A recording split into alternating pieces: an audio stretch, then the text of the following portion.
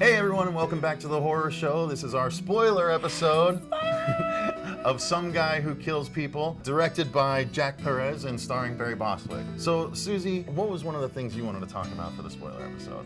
I actually like the fact that, in the movie, obviously you're led to believe that it is him who's doing it. Barry Bostwick's character. Yes. Right. And, the cops are going after him and everything like that. Yeah, and the cops finally figure it out and they're like, okay, it's him. We gotta track him down. Yeah, and then it turns out that it's not. It's not actually him. Yeah, they really make it pretty plainly obvious that it is him up until sort of the last part of the movie when you find out it's actually his friend who works with him at the ice cream shop. He shows up throughout the movie just as sort of a sounding board for Barry Bostwick's character. He genuinely has his friend's best interest at heart, yeah.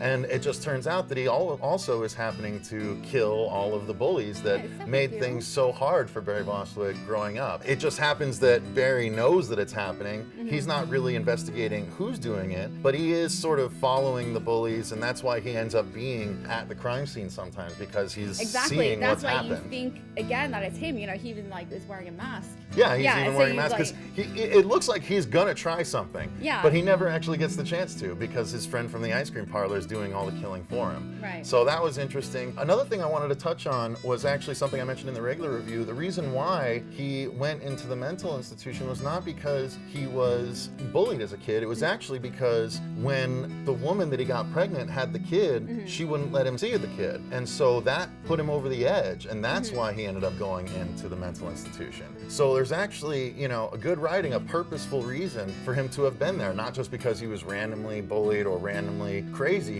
It's because he was driven over the edge by the loss of his baby, who then comes back into his life in this movie that we pick up with him at. So that just really made for, I think, a strong writing. And because it was the friend, the movie's able to shake out and finish up, and Barry's character is able to be with his daughter at the end, and they're able to sort of continue and have a life together after everything finishes up. So I like horror movies that surprise me with actually happy endings, like the main character doesn't have to go away and things like that. Like it was really cool. So I was a big fan of that. Other than that, you should really see for yourself. We could tell you exactly how everyone dies and everything like that, but just watch it. It's a lot of fun, gory slashes. There's hatchet wounds, decapitations, chest wounds, all kinds of good stuff. So check it out, you guys. It's a good time. It's funny. It's lighthearted. It's not overly scary, but it is worthwhile to give it a try. Thanks for watching, you guys, and remember to head over to our Twitter at HorrorShow666.